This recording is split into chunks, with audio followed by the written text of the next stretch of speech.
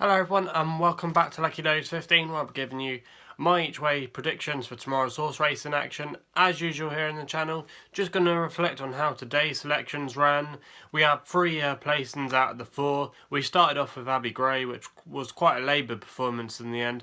It wasn't the worst ride ever, because I think Mitchell Bastion, to be honest, did very well to even keep it going and keep it interested. I think it snatched fourth place in the end, but from a long way out, you could tell it was definitely not Abbey Gray's day. And maybe after a break, because it did run last week, it might be not too bad when we get more into the winter and the autumn, when we really resume the National Hunt season, where there'll be races coming thick and fast every day. Abbey Gray could be another one to make note for when that time comes. So it wasn't the greatest ride there today, but like I said, Abbey Gray probably did need a little bit of a break after winning last time out over quite a long trip at Newton Abbot. So it'd be interesting to see if that one does come on. Then our three placed efforts today were quite unlucky, I thought. Book of Dreams for Mark Johnston at Carlisle. It went to a photo finish in the end, and even though, to be fair, it did give away £12 to the eventual winner, we just lost out on the photo finish in real time. I thought Book of Dreams had just held on, and I've actually seen the photo that you can always check out on our Twitter feed. We managed to find the photo and retweet it. It actually looks like a dead heat.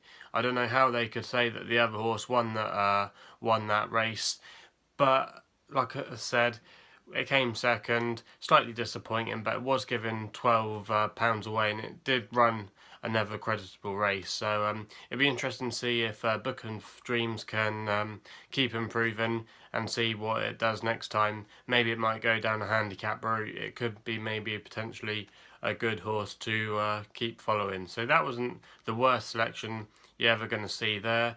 Then we also had at Carlisle, we backed a horse called Flyboy for Richard Fahey, which was in the 425 at Carlisle. Finished second in the end.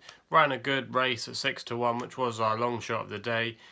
Again, wasn't probably going to win. It did look okay. I've got to admit, it had a chance of winning about 2 furlongs out, but it was kind of a bit of a two-horse race in the end. The eventual winner of that race and Flyboy were always pulling clear really of the others, and it wasn't a bad performance there, coming in at 6-1, so that wasn't the worst selection you're ever going to see there. And then our nap of the day was Penny Jane over in Galway.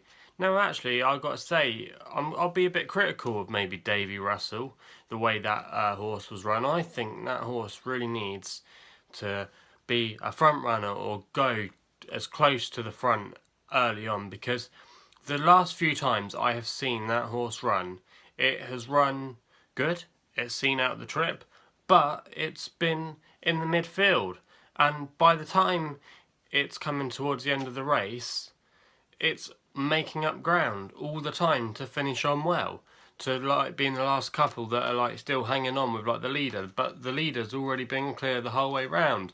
And I think Penny Jane really needs to be ridden more prominently if that horse is going to win a race, because I definitely think it's a good horse, still can definitely improve. It's been running really well.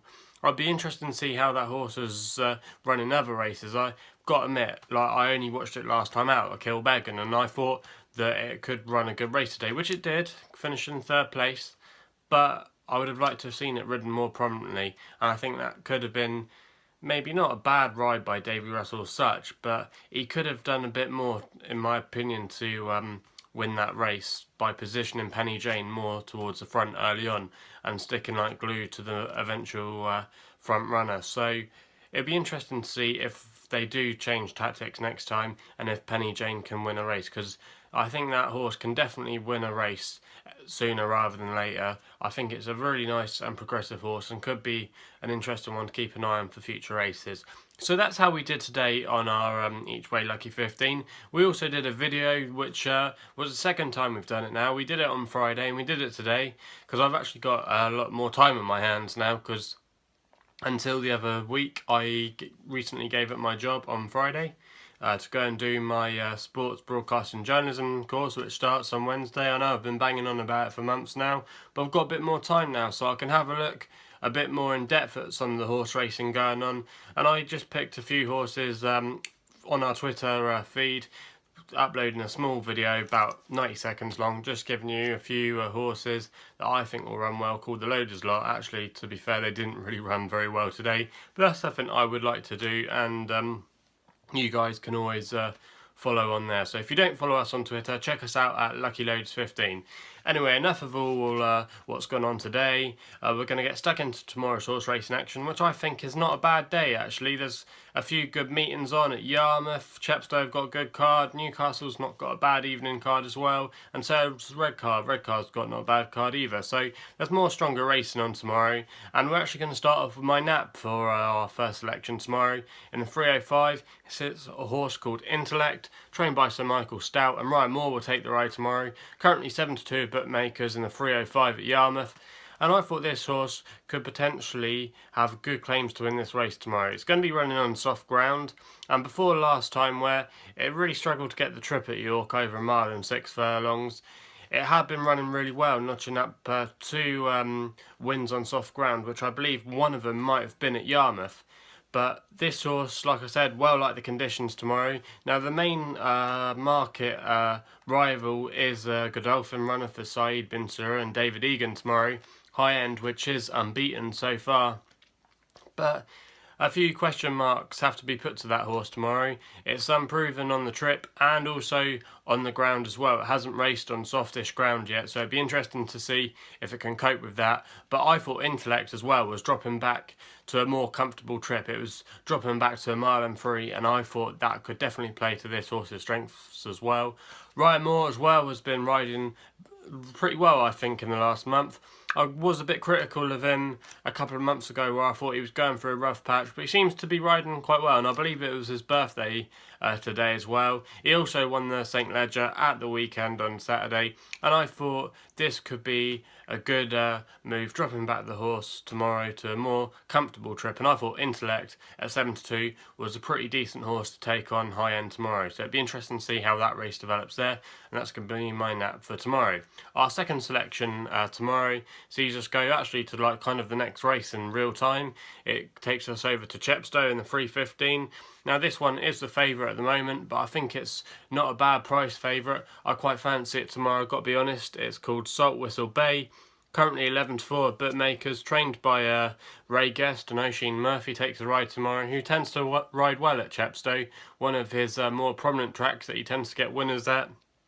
This horse will like a cut in the ground. It's one on soft and good to soft, which currently the ground is at the moment at Chepstow, and I thought that he could definitely go well tomorrow. I think the handicapper might not still yet have caught up with him. He's off a mark of 78. He's going to be receiving weight tomorrow from some of his market rivals, and some of the horses he has beaten as well are rated slightly higher than this horse, Salt Whistle Bay. So I thought this had a good chance of winning the race tomorrow, and that's going to be our second selection there in the 315 at Chepstow. We then go over to kind of like the next race as well in real time. We go over to Redcar in the 325 with a horse called Omeros, trained by Hugo Palmer, and Josephine Gordon takes the ride. I'm a big fan of both jockey and trainer, and normally the combination as well. Hugo Palmer has been very good to Josephine Gordon, giving her lots of opportunities, and normally is the main jockey that rides for his yard. But I thought this horse tomorrow, Omeros, was quite interesting. Currently around 13-2 bookmakers at the moment, making it our long shot for tomorrow. It finished third last time out on the all-weather at Chelmsford, where before that it was running, and it did notch up a win towards the end of last year at Chelmsford, but it had a gelding operation after its first 3 starts, and last time out was its return after that operation, and I thought that could definitely help this horse progress further in its career. When it ran last time at Chelmsford, it was quite a red hot handicap, and a couple of the horses that raced in that race are rated quite a bit higher than the current mark of 82, which Omeros finds himself on. They were rated about in the 90s, and I think one of the horses called Elmereb ran quite well recently, and also as well I think as well the winner's gone on to run not too badly. So I thought the form didn't show really too much weaknesses, and I thought Omeros tomorrow could run well at a price in this race, and I really fancied it to definitely make the frame. So even if you did it 13-2 each way like on a single, I think that's still a good bet there. So that's my third selection and my long shot for tomorrow. We then see us go to our last selection, which actually turns out to be the last race of the day tomorrow at Newcastle in the 910, and we're actually going for the same combination again, Hugo Palmer and Josephine Gordon, with a horse called Express Lady, currently 11-2 bookmakers at the moment, making its all-weather debut tomorrow. And I think you can forgive its last run, which was at Lingfield, where it raced very, very freely, and they tried the hood tomorrow. And if that works for this horse, I could see it following up and getting another win in its career, making it 2 from 3, because it ran actually quite well last time. It was in the lead, and then it kind of got like hampered a bit. If you actually watch the race back, a lot of things didn't really go well for that horse. It was very green, and I think if it can be more settled, it can produce a good performance, because it did look quite a quality animal, and I thought off a mark of 73, I still thought that was quite lenient to this horse, because I think it could definitely progress to be a better rated horse. So that's our last selection there, Express Lady 11-2, and again, I wouldn't put you off by doing that as an each way bet if you wanted to do that away from my each way Lucky 15. But anyway, they're my selections for tomorrow's horse racing action. I will probably do a few other fancies tomorrow with the loaded lot on our Twitter feed, and hopefully we can have a bit of a better day tomorrow. Hopefully we can turn some of these places into wins. So like I've already said, check us out Lucky15 on Twitter. Also, please subscribe to our channel here at Lucky15, where you'll get more horse racing daily content. I also might do a loader look tomorrow. I didn't do one last week, and I'm going to be busy on Wednesday, which is the day I've normally been doing them, because I'm obviously going back to university to start my course. So yeah, watch out for that. Subscribe to the channel. Please like the videos as well. Leave your comments in the comments box below for your opinions, tips for horse racing, or anything else you want to mention in there. Please let us know. So thanks for your support so far. Hopefully we can have a good day tomorrow and have some winners, and we'll be seeing you soon.